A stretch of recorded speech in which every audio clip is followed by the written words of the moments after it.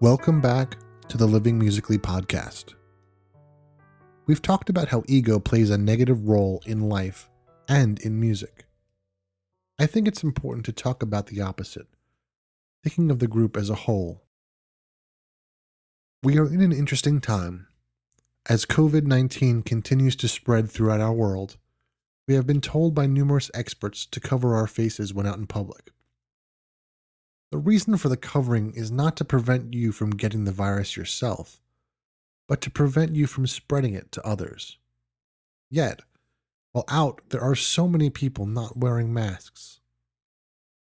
I am originally from New York and still have friends living there, so I followed New York's fight with the virus rather carefully. In a recent press conference, the governor, Andrew Cuomo, said the following: "It's disrespectful to the nurses, the doctors, the people who have been frontline workers. You wear the mask not for yourself. You wear the mask for me. It's a sign of respect to other people. You know how you show love? By wearing a mask.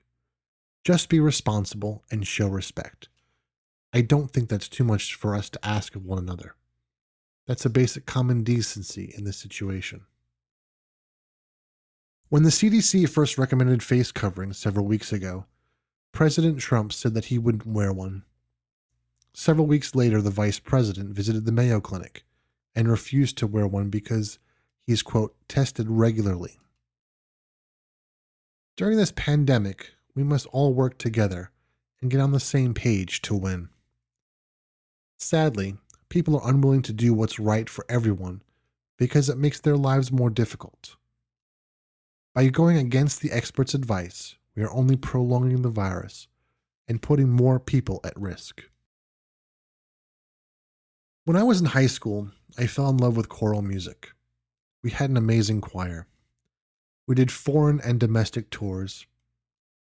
While I was in the choir, we toured through Sweden. I always look back on that experience because it taught me so much. I remember my first year. It amazed me that there were 80 people of different color, race, social group.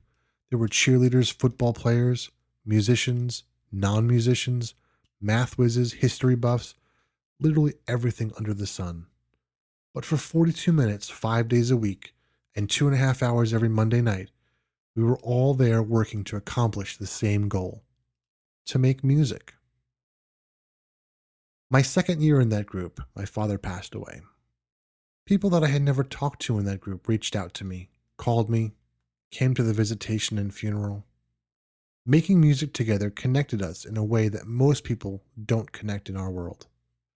Every person in that room throughout my years were like family. Whether you sing or not, everyone should sing in a choir.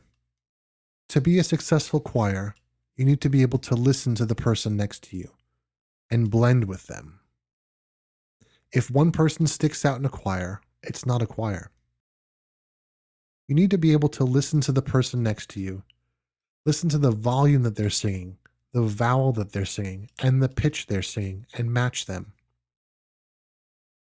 Not to mention, there's a person on the other side of you, and in front of you, and behind you.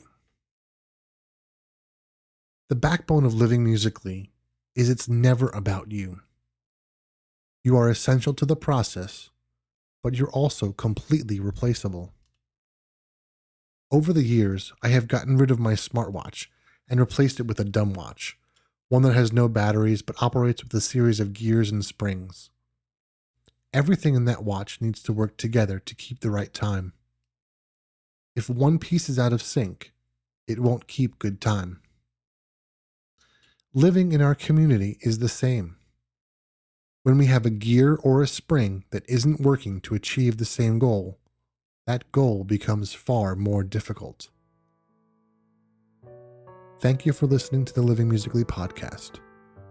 Please make sure you subscribe to the podcast and share it with your friends and family. I'll see you again next week. Peace.